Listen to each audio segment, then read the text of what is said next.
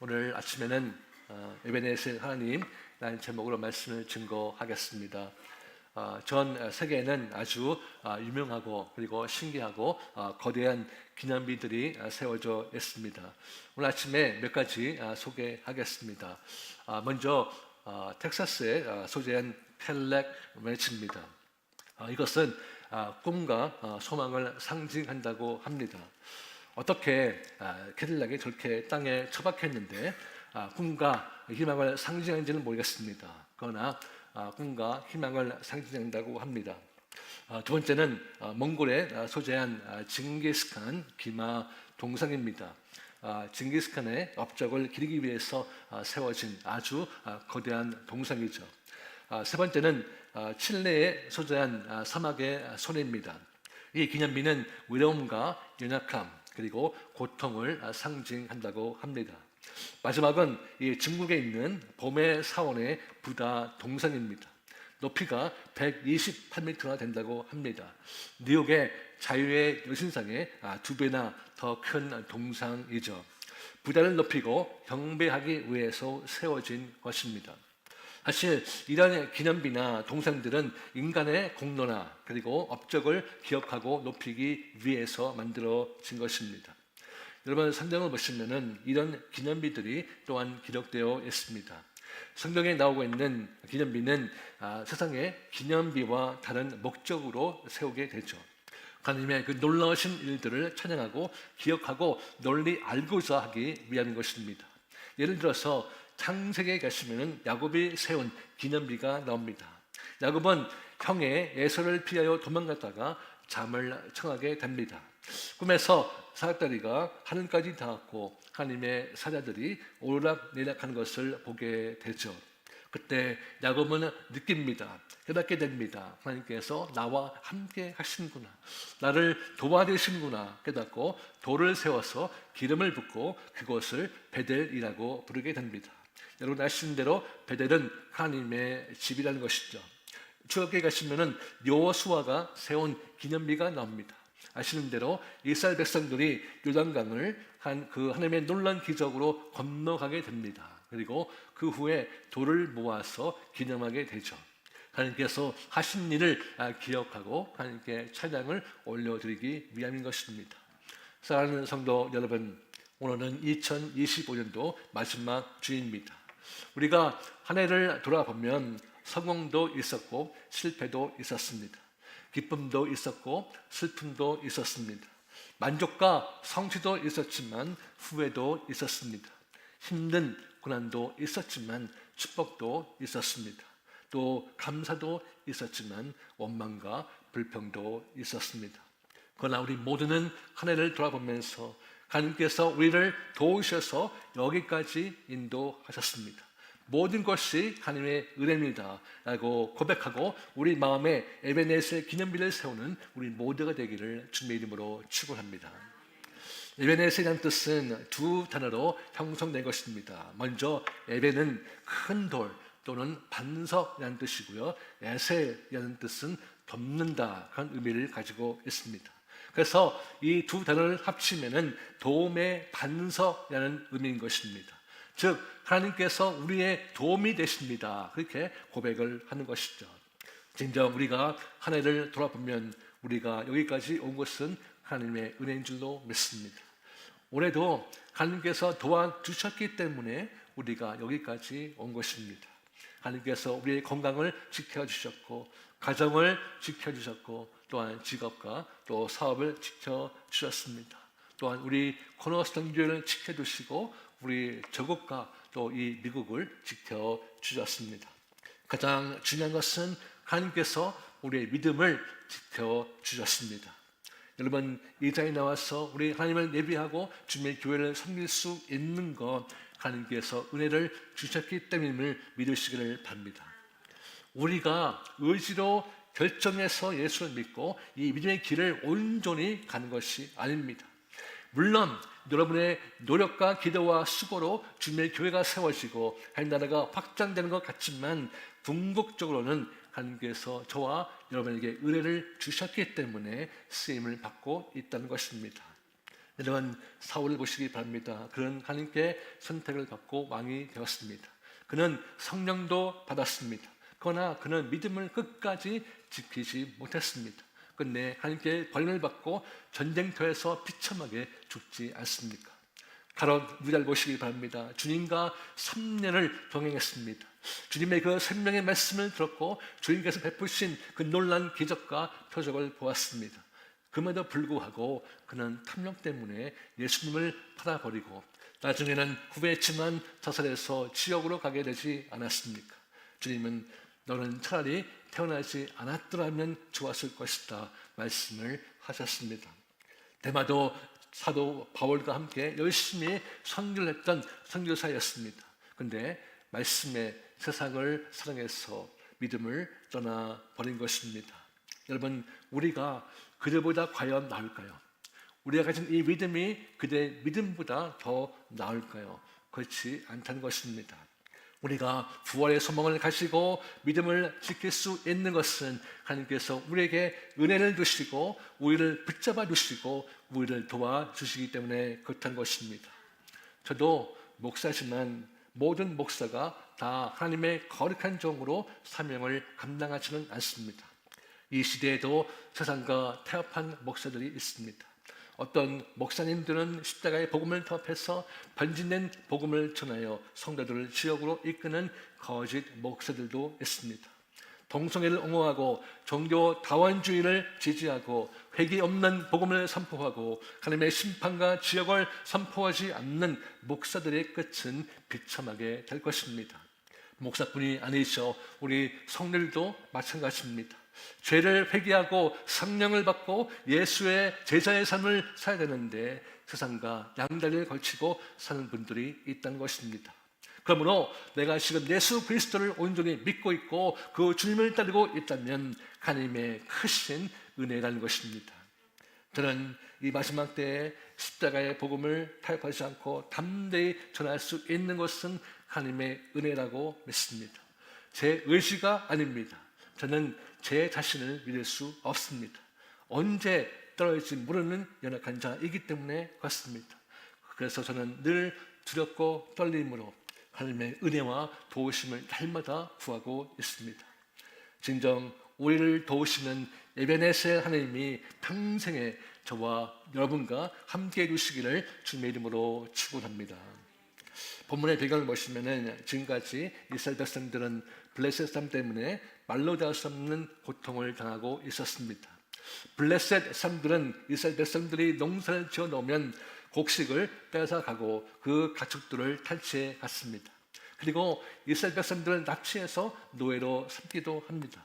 더 큰 고통은 이 블레셋이 벗게마저 가져갔기 때문에 백성들이 더 큰 절망과 그리고 좌절 속에 빠지게 된 것입니다. 그때 사무엘이 백성들에게 말합니다. 너희가 우상을 버리고 하나님께로 돌아오면 하나님께서 블레셋 손에서 너희를 구해 두실 것이다. 백성들은 사무엘의 명령에 순종해서 우상을 버리고 회개하고 돌아오자 사무엘은 백성들을 미스바로 불러들여서 대부흥회를 열게 됩니다. 블레셋은 그 소식을 듣고 쳐들어오시면 하나님께서 자기 백성을 도우사 블레셋 군대를 크게 치심으로 그들이 패하여 도망을 가게 됩니다. 사무엘은 이 은혜가 너무나 감사해서 돌을 주워서 미스바와 센 사이에 기념비를 세워놓고 에베네셀 여호와께서 여기까지 우리를 도우셨다 하면서 하나님께 감사 예배를 드린 것입니다.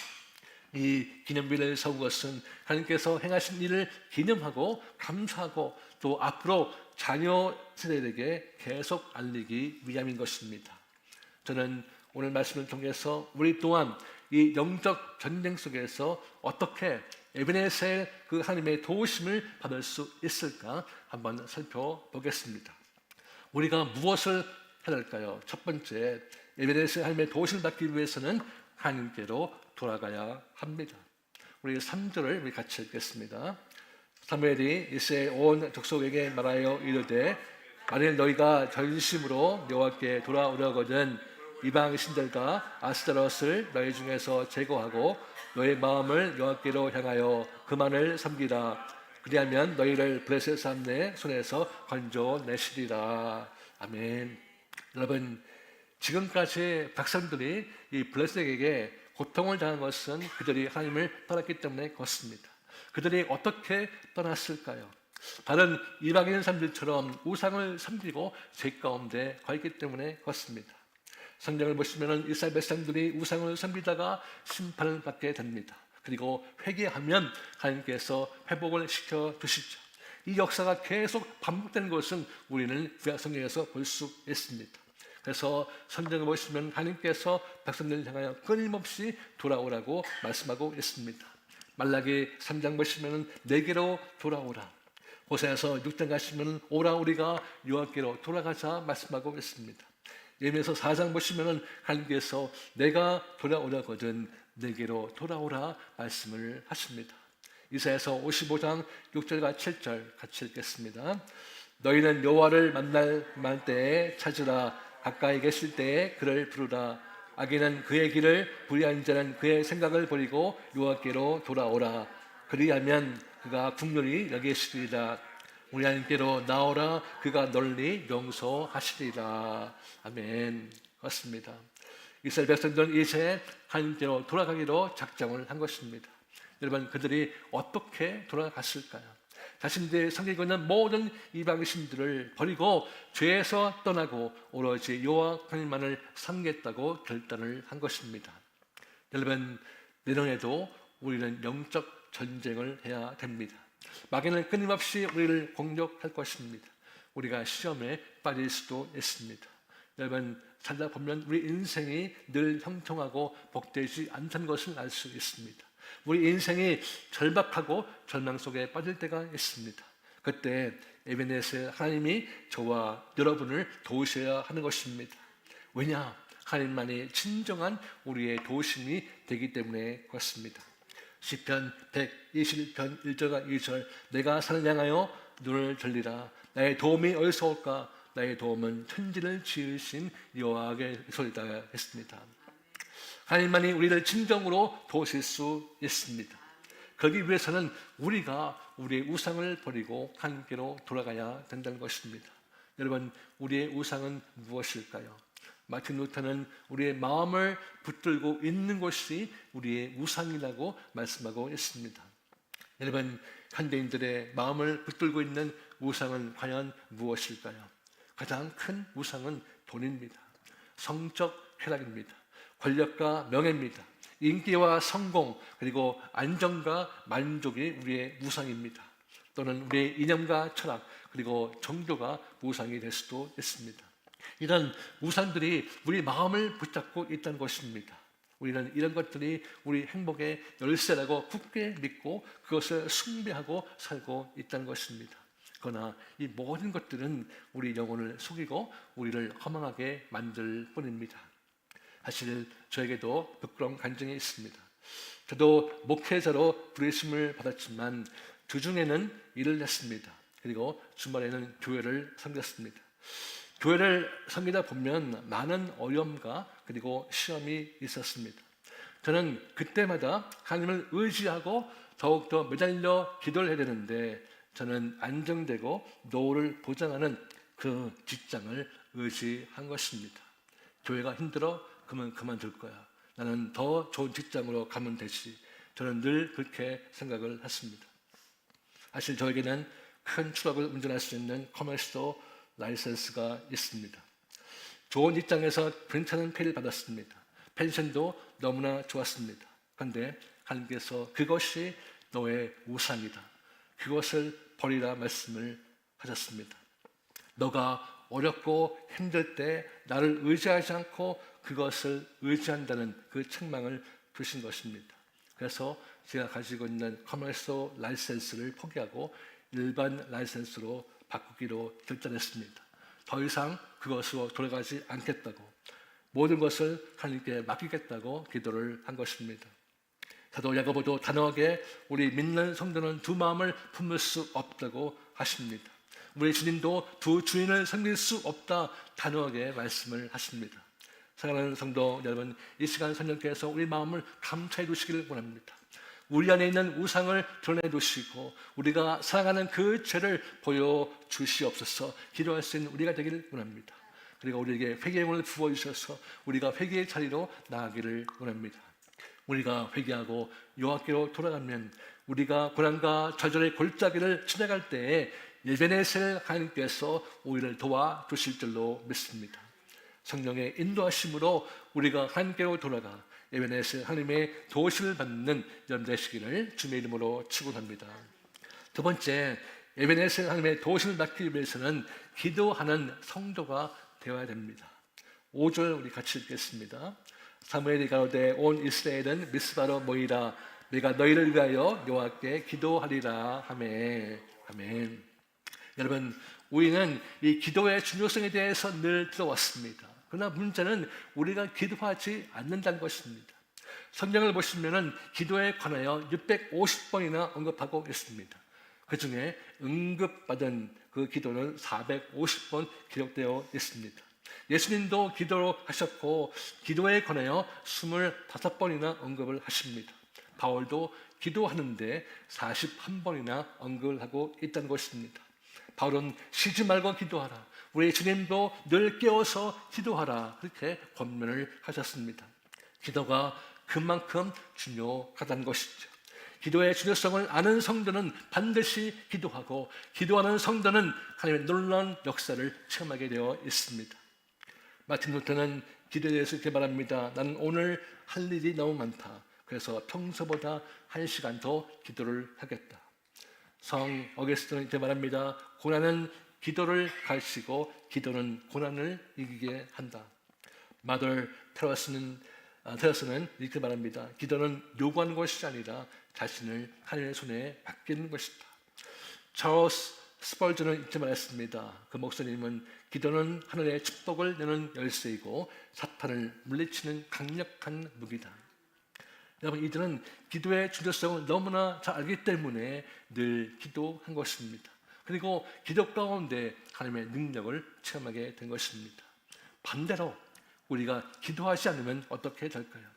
영적 전쟁에서 우리는 백전백패할 것입니다. 영적으로 죽어가게 된다는 것입니다. 하나님의 그 인도하심과 역사하심을, 도우심을 기대할 수 없습니다. 그래서 우리는 기도를 해야 되는 것입니다. 여기 사무엘이 백성들에게 미스바로 모이라고 말합니다. 그들은 구약교회 공동체입니다. 그들이 함께 모였습니다. 6절 보시면 그들이 금식하고 기도하니 9절을 보시면 하나님께서 그들의 기도를 응답하셨다 말씀하고 있습니다. 10절과 11절 보시면 하나님께서 큰 천둥소리를 내셔서 블레셋 군대가 혼란에 빠지게 합니다. 그리고 이스라엘 군대에게 크게 패하게 하십니다. 그들이 도망을 치자 그들을 쫓게 하시고 그리고 무찌르게 하신 것입니다. 그리고 12절 보시면 사무엘이 돌을 세우고 에베네셀 우리가 여기까지 하나님께서 도우셨다. 그렇게 하나님을 찬양하고 기념하게 된 것입니다. 사랑하는 성도 여러분, 기도는 나의 목적을 이루거나 나의 필요를 채우는 도구가 아닙니다. 이 영적 전쟁에서 기도는 반드시 필요한 도구입니다. 나의 영을 살리는 도구라는 것입니다. 하나님의 일하심을, 역사하심을 드러내고 하나님께 영광이 되게 하는 능력이 바로 기도라는 것입니다.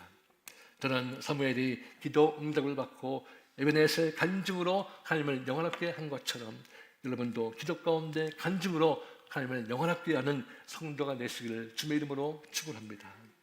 여러분, 성경에서 기념비를 세운 것은 하나님의 은혜와 능력을 기억하고 하나님을 찬양하고 자녀와 자손들에게 알리기 위함이라고 말씀을 들었습니다. 우리도 우리 자녀들과 자손들에게 알릴 그 에베네셀 기념비를 세울 수 있기를 간절히 기원합니다. 제가 전에 한번 간증한 적이 있습니다. 저희 아버님은 황해도 해주 출신입니다. 어릴 때 온 가족이 공산당에게 총살을 당했습니다. 아버지만 살아남았습니다. 아버지께서 유모의 도움으로 남쪽으로 넘어오셨습니다. 온갖 고생을 하시다가 예수를 믿게 됩니다. 예수를 믿자마자 자신의 삶을 들여서 신학교에 들어가게 됩니다. 목사 안수를 받으시고 개척 목회를 하셨습니다. 개척 목회하시니까 엄청난 고생을 하셨죠. 그런데 아버님께서 건강도 안 좋았습니다. 심장 문제가 있었습니다. 밤에는 살색이 검게 변하고 고통스러워하시다가 기절하실 때가 너무나 많았습니다. 그런데 1982년도에 의사가 사형 선고를 내렸습니다. 얼마 살지 못한다는 것입니다. 그런데 마침 시카고에 있는 병원에서 연락이 왔습니다. 아버님의 몸을 연고용으로 사겠다는 것입니다. 이런 심장병은 굉장히 희귀하니 한번 리서치를 하겠다는 것입니다. 아버님은 아내와 네 아들의 미래를 생각해서 그 계약서에 사인을 했습니다. 나중에 어머님이 방을 치우다가 계약서를 발견했습니다. 그리고 그 계약서를 취소했습니다. 그리고 아버님을 무섭게 책망을 하셨습니다. 생명의 주인은 하나님이 되시는데 당신이 목사가 뭐냐고 그렇게 책망을 한 것입니다. 그리고 금식을 선포하고 기도했습니다. 놀란 것은 하나님께서 아버님의 생명을 연장시켜 두신 것입니다. 복음 사역을 끝까지 감당케 하시려고 연장을 시켜 두신 것입니다.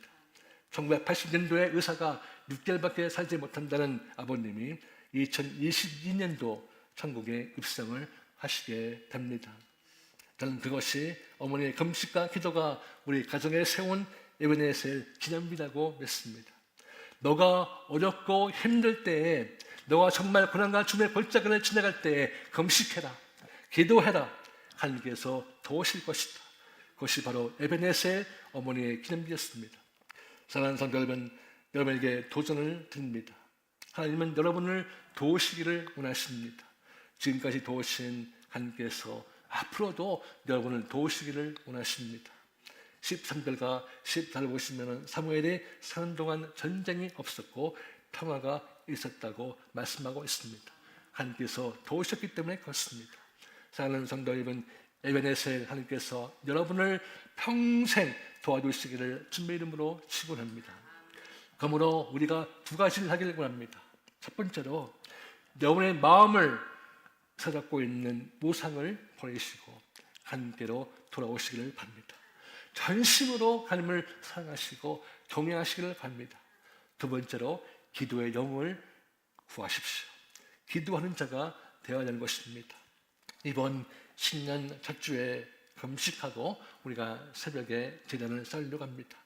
수요일, 목요일 새벽, 금요일 저녁과 토요일 새벽입니다. 여러분 일주일 내내 하는 거 아닙니다. 여러분 정말 금식을 작정하시고 제단 앞에 나와서 기도합시다. 하나님께서 이 성전에서 우리의 길을 들으시고 새벽에 우리를 도와주시겠다고 약속해 주셨습니다.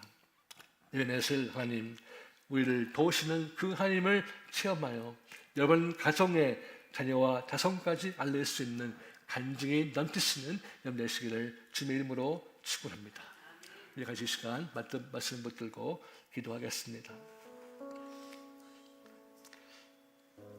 여러분, 우리는 왜 하나님을 채무님 하고 있습니까?